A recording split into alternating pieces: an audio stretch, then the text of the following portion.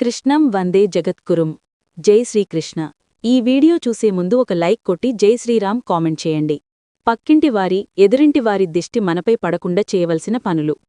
ఒక్కొక్కసారి ఎంత కష్టపడినప్పటికీ మనం అనుకున్నది జరగదు. ఏ పని మొదలుపెట్టినా ఆటంకాలు ఎదురవుతాయి. ఇంట్లో ఆర్థిక సమస్యలు, అనారోగ్య సమస్యలు, ఇలా ఎన్నో సమస్యలు వస్తాయి. మీ ఇంట్లో కూడా ఇలాంటివి జరుగుతున్నాయి అంటే మీ ఇంటికి ఖచ్చితంగా ఎదిరింటివారి నరదిష్టి ఉండవచ్చు. కాబట్టి ఇరుగుపురుగు వారి దిష్టి మీ ఇంటిపైన, అలాగే మీపై పడకుండా ఉండాలంటే ఈ వీడియోలో చెప్పే నియమాలను పాటించండి. మీ ఇంటికి దిష్టిదోషాలు తగలకుండా మీ కుటుంబం మొత్తం సుఖసంతోషాలతో ఉంటారు. ఎవరికైనా దిష్టి తగిలింది అంటే వారికి అర్ధరాత్రి సమయంలో అకస్మాత్తుగా మెలకువ వస్తుంది. అలాగే వారికి తరచూ రాత్రిపూట భయంకరమైన పీడకలలు వస్తుంటాయి. ఇంట్లో ఉన్నప్పుడు నిరంతరంగా తలనొప్పి వస్తూ ఉంటుంది. అదే మీ ఇంటికి కనుక దిష్టి ఉంటే మీ ఇంట్లో ఎక్కువగా సాలిగుళ్లు కనిపిస్తుంటాయి. అలాగే మీ ఇంట్లో ఉన్న వస్తువులు కూడా కనిపించకుండా పోతాయి. మీ ఇంట్లో పెంచుకుంటున్న మొక్కలన్నీ ఎండపోతూ ఉంటాయి. మీ ఇంట్లో ఉన్న నీటి కుళాయి నుంచి నిరంతరంగా నీళ్లు లీక్ అవుతూ ఉంటాయి. మీ ఇంట్లో తరచుగా పాలు పొంగిపోవడం లేదా మాడిపోవడం వంటివి జరుగుతుంటాయి. అంతేకాకుండా ఇంట్లో ఉన్న వారందరూ ఒకరి తర్వాత ఒకరు అనారోగ్యంతో బాధపడుతుంటారు. ఎదుటివారి మీద అసూయ కలిగినప్పుడు వచ్చే నెగటివ్ ఎనర్జీ ఆ వ్యక్తి మీద పడితే దాన్ని దిష్టి అంటారు. ఆ దిష్టి అనేది మనుషులకే కాకుండా వస్తువులకు, ఇళ్లకు, అలాగే వ్యాపారం కూడా తగులుతుంది. దిష్టి అనేది అత్యంత భయంకరమైనది. మన చుట్టుపక్కల ఉండేవారి దిష్టి మనపై ఎక్కువ ప్రభావం చూపుతూ ఉంటుంది. అగ్ని ఏ వ్యక్తి దగ్గర ఉంటుందో ఆ వ్యక్తికి కాల్తుంది. కానీ అగ్ని దూరంగా ఉన్నప్పుడు ఆ వ్యక్తిపై ప్రభావం చూపించదు.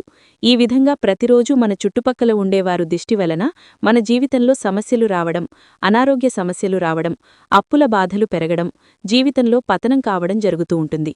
తిరుమలలో కూడా ప్రతిరోజూ ఉదయం వెంకటేశ్వర స్వామికి దిష్టి తీస్తూ ఉంటారు.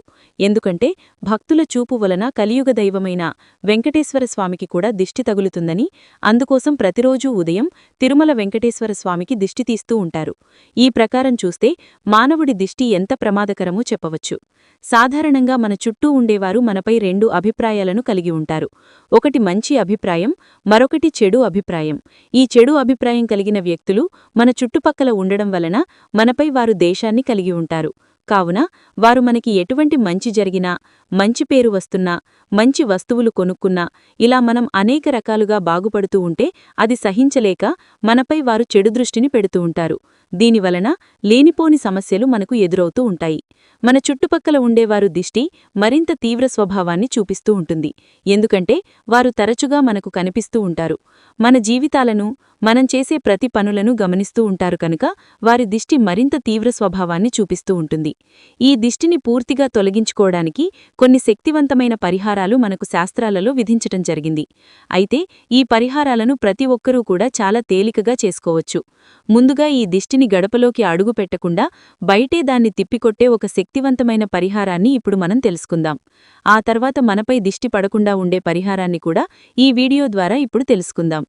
ఈ వీడియోలో అందించిన సమాచారం అనేక ప్రామాణిక గ్రంథాలు, పుస్తకాలు మరియు ఇతర వనరుల నుండి సేకరించబడింది. ఇందులో మా సొంత సమాచారం ఏమీ లేదు. ఇందులో ఏదైనా అసౌకర్యంగా, అస్పష్టంగా అనిపించినట్టయితే దయచేసి నన్ను క్షమించండి.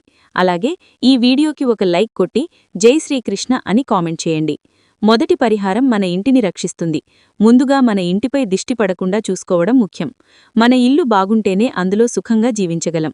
మీ ఇంట్లో ఎవరికైనా నరదిష్టి తగిలింది అని భావిస్తే బిడకు ఉప్పు తీసుకొని ఆ వ్యక్తి చుట్టూ 3 సార్లు తిప్పి విడదీసి నిప్పుల్లో వేయండి, లేదా ఎవరూ తిరగని ప్రదేశంలో వేయండి. చిన్నపిల్లలు నలుపు రంగు దారాన్ని మొలతాడుగా కట్టుకోవడం వల్ల ఈ దిష్టి తగలకుండా బయటపడవచ్చు. అలాగే పెళ్లికాని అమ్మాయిలు నల్లటి దారాన్ని మెడలో కట్టుకోవడం వల్ల నరదిష్టి ఉండి తప్పించుకోవచ్చు. అలాగే బాగా ఎర్రగా మండుతున్న నిప్పులను తీసుకొని వాటిపై కొద్దిగా ఇంగువను వేసి దీని నుంచి వచ్చే పొగను ఇంట్లో అంతా పరిసరించేలా తిరుగుతూ ధూపం వేయాలి. ఇలా చేస్తే దుష్టశక్తులు ఉండవు, నెగటివ్ ఎనర్జీ బయటకు వెళ్ళిపోతుంది. ఒక గ్లాసులో నీళ్లు పోసి బాగా పండిన నిమ్మకాయను వేసి మీ ఇంట్లో ఏదో ఒక మూలన ఉంచండి. ఇలా చేస్తే మీ ఇంట్లో ఉన్న నెగటివ్ ఎనర్జీ మొత్తం తొలగిపోతుంది. అలాగే ఇంట్లో ధనప్రవాహం పెరుగుతుంది, వృధా ఖర్చులు తగ్గుతాయి. అంతేకాకుండా నరదిష్టి మన ఇంటిపై పడకుండా ఉండాలంటే హనుమాన్ దోష దిష్టిహరం అనే అత్యంత శక్తివంతమైన ప్రక్రియ ఒకటి ఉంది. ఇది చాలా తేలికైనది. ఈ పరిహారం అత్యంత తీవ్రంగా పనిచేస్తుంది. ఈ ప్రక్రియ చేసిన తర్వాత కొన్నిసార్లు రాత్రి సమయంలో ఇంటి చుట్టూ దాని శబ్దం వినిపిస్తూ ఉంటుంది. ఎందుకంటే హనుమ వాయుదేవుడి అంశ. అందువలన వాయురూపంలో పంచముఖ హనుమాన్ రక్షించడం జరుగుతుంది. ఈ పరిహారం చేసిన తర్వాత ఇంట్లో పూర్తిగా ప్రశాంత వాతావరణం ఏర్పడడం, మనసు తేలిక కావడం మనం గమనించవచ్చు. ఇక రెండవ ప్రక్రియ. ఈ ప్రక్రియ మనపై ఇతర దిష్టి పడకుండా కాపాడుతుంది. ఈ ప్రక్రియను హనుమాన్ రాక్షసాంతక అని అంటారు. ఇది వ్యక్తిని భూతప్రేత పిశాచాల నుండి, అలాగే ఇతరుల నరదిష్టి నుండి పూర్తిగా రక్షణ కల్పిస్తుంది. మనకు చెడు జరగాలని దిష్టి ఉన్న వ్యక్తిని కూడా పిశాచాలోనే ఉంటారు. మన బంధువులలో కూడా మన ఎదుగుదలని చూస్తూ అసూయపడుతుంటారు. తద్వారా వారి చెడు ప్రభావం మనమీద పడుతుంది. నరదిష్టి పడినప్పుడు ఆ కుటుంబం ఎన్నో అష్టకష్టాలను అనుభవించాల్సిన పరిస్థితి వస్తుంది. అటువంటి దిష్టిని ఈ పరిహారంతో చాలా తేలియగా తొలగించవచ్చు. ఈ పరిహారం చేసే సమయంలో కొన్ని జాగ్రత్తలు తీసుకోవాల్సి ఉంటుంది. ఈ పరిహారం చేసే ముందు 1 వారం లేదా 3 రోజులు రామనామాన్ని జపించాలి. అప్పుడే ఈ పరిహారం చేయడానికి అర్హత లభిస్తుంది. ఇలా ఎందుకు చేయాలి అంటే, రామనామం లభిస్తే సకల పాపాలు తొలగిపోతాయి. అలాగే ఆంజనేయస్వామి అనుగ్రహం పొందాలంటే ముందుగా రాముణ్ణి ఆరాధించాలి. పురాణాల ప్రకారం రామనామం ఎక్కడ వినిపిస్తుందో, ఎవరు రామనామాన్ని స్మరిస్తూ ఉంటారో వారికి సజీవ రూపంలో ఉంటానని, వారిని నేను అనుగ్రహిస్తానని హనుమంతుడు శ్రీరాముడికి మాట ఇచ్చాడు. అందుకే ఈ ప్రక్రియను ముందు వారం రోజులు లేదా 3 రోజులుగాని తప్పకుండా రామనామాన్ని జపించాలని నియమముంది. చాలా సులువైనది. రోజు 10 నిమిషాలు కూర్చుని రామనామం జపిస్తే సరిపోతుంది. ఇలా చేయడం వల్ల మనలో పాపాలు నశించి రాముల అనుగ్రహం లభిస్తుంది. ఈ రామనామం జపించే సమయంలో పైకి జపించవచ్చు లేదా మనసులో జపించవచ్చు. ఈ ప్రక్రియకు ముందు ప్రజలలో ఎంత ఎక్కువగా రామనామం జపిస్తే అంత మంచిది. ఎక్కువ సమయం చేయలేని వారు కనీసం రోజుకు 10 నిమిషాలైనా జపం చేయడం మంచిది. ఇలా రామనామం జపించటం 7 రోజులు పూర్తయిన తర్వాత మరుసటి రోజు ఉదయం బ్రహ్మముహూర్తంలో లేచి స్నానం చేసి మరోసారి 10 నిమిషాలు రామనామం జపించాలి. ఇప్పుడు ఒక ఎర్రటి దారాన్ని 5 సార్లు చుట్టి దాన్ని ఒక తాడుగా చేయాలి. ఈ ఎర్రటి దారం పంచముఖ హనుమాన్ స్వామికి ప్రీతికరమైనది. ఈ ఎర్రటి దారాన్ని కుడి చేతిలో ఉంచి ఈ మంత్రాన్ని జపించాలి.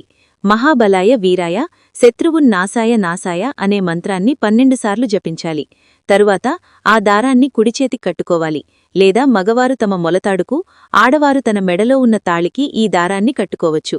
అలాగే ఈ దారాన్ని కట్టుకున్న వెంటనే మహాబలాయ వీరాయ శత్రువున్నాశాయ అనే మంత్రాన్ని మరొక 12 సార్లు జపించాలి.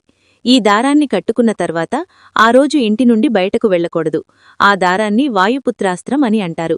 వాయుపుత్ర అంటే వాయుదేవుడి కుమారుడైన హనుమంతుడు. అస్త్రం అంటే ఆయుధం. అంటే ఈ దారం హనుమంతుడి ఆయుధం అని అర్థం. ఈ అస్త్రం మహాశక్తివంతమైనది. ఎంతటి తీవ్రమైన శత్రువైనా సరే దీని ముందు నిలవడం అసాధ్యమని చెప్పాలి. ఎందుకంటే ఈ అస్త్రంలో కూడా హనుమ యొక్క వాయుశక్తి ఉంటుంది. ఈ వాయుశక్తి పిశాచి శక్తులను, దిష్టిదోషాలను తొలగించటంలో అత్యంత వేగంగా పనిచేస్తుంది.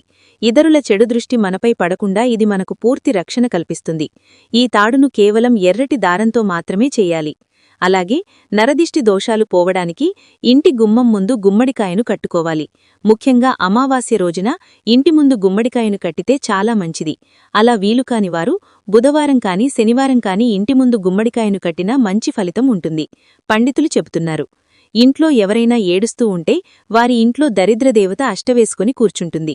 అలాగే ఎవరి ఇల్లు అయితే పరిశుభ్రంగా ఉంటుందో ఆ ఇంట్లో దరిద్రదేవత ఉంటుందట. ఇక చాలామంది మంచం మీద కూర్చుని భోజనం చేస్తూ ఉంటారు. ఇలా చేయడం వల్ల మీ ఇంటికి అప్పులు పెరుగుతాయి.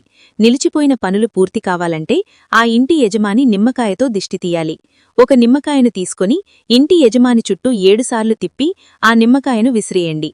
ఇలా చేస్తే నిలిచిపోయిన పనులన్నీ దిగ్విజయంగా పూర్తవుతాయి. మీ ఇంట్లోని కుటుంబ సభ్యులు తరచూ అనారోగ్య సమస్యలతో బాధపడుతుంటే ఒక గాజు గ్లాసులో ఉప్పు నింపి మీ మంచం కింద తల పెట్టుకునే వైపు ఉంచాలి. ఇలా నెలకొక్కసారి గాజు గ్లాసులో ఉప్పును మారుస్తూ ఉండాలి. ఇలా చేయడం వల్ల ఇంట్లో ఉన్న ప్రతికూల శక్తి అంతా తొలగిపోయి ఇంట్లో సానుకూలత పెరిగి అనారోగ్య సమస్యలు దూరమవుతాయి. మందార పువ్వులతో కూడిన మొక్కను ఇంటి ఆవరణంలో పెంచుకుంటే అదృష్టం ఎప్పుడూ మీ వెంటే ఉంటుంది. ఇంట్లో పాజిటివ్ ఎనర్జీని వచ్చేలా చేస్తుంది. మీ ఇంటికి దిష్టి తగలకుండా మీ మందార పువ్వులు అడ్డుకుంటాయి. ఎందుకంటే మీ ఇంటిపై కనుదిష్టి పడకుండా అనేది చూస్తుంటారు. ఫలితంగా మీ ఇంటికి ఎటువంటి నురదిష్టి తగలకుండా ఉంటుంది. ఇకపోతే దిష్టి తీసి పడేసిన నిమ్మకాయలతో అనారోగ్యం పాలవుతారని, అప్పటినుంచి అంతా చెడు జరుగుతుందని అంటూ ఉంటారు. అందుకే రోడ్డుపైన ఎక్కడైనా మరదిష్టి తీసిన ఈ కనిపిస్తే తప్పకుండా జాగ్రత్తగా వెళ్ళిపోండి. అలాగే రాత్రి పడుకునే ముందు ప్రతిరోజూ ఇంట్లో 2 లవంగాలను కాల్చండి. ఇలా చేస్తే మీ ఇంట్లో ఉన్న నెగటివ్ ఎనర్జీ తొలగిపోతుంది. మీ సంపద బాగా పెరుగుతుంది. దేవుడి దగ్గర ఉన్న కుంకుమని ప్రతిరోజూ బొట్టుగా పెట్టుకుంటే మీపై ఎటువంటి నరదిష్టి ఉండదు. చీపుర్లు, ఇల్లు తుడిచే మాప్, చెప్పులు వంటి వాటిని మెట్ల కింద పెట్టుకోకూడదు. అలాగే మీ వంకగదిలో ఉన్న గ్యాస్ స్టవ్ని ఉత్తర దిశలో పెట్టుకోకూడదు. నరదిష్టి తొలగిపోవాలంటే నిమ్మకాయ అలాగే మిరపకాయలు ఒక తాడు కట్టి మీ ఇంటి ప్రధాన ద్వారానికి వేలాడదీయండి. దిష్టి తగలకుండా లక్ష్మీదేవి అనుగ్రహం కలిగేందుకు ఈ పరిహారం బాగా పనిచేస్తుంది. నిమ్మకాయ, మిరపకాయలు దుష్టశక్తులను ఆకర్షిస్తాయి. అందుకే ఇంటి ముందు ఇది కడితే దిష్టి తగ్గుతుందని పెద్దలు చెబుతున్నారు. మరోవైపు లక్ష్మీదేవి దరిద్రదేవత అక్కా చెల్లెళ్ళు. దరిద్రదేవతకి పులుపు, కారమంటే చాలా ఇష్టమట. అందుకే గుమ్మం ముందు పులుపుగా నిమ్మకాయ, కారం ఉండే మిరపకాయలు కలిపి కడతారట. గుమ్మం ముందు వీటిని కట్టడం వల్ల దరిద్రదేవత కావలసిన వాటిని గుమ్మం బయటే తిని గుమ్మం లోపలికి రాకుండా బయటకు వెళ్ళిపోతుందని, అప్పుడు లక్ష్మీదేవి వెంటనే ఇంట్లోకి ప్రవేశిస్తుందని వేద పండితులు చెబుతున్నారు. చూశారు.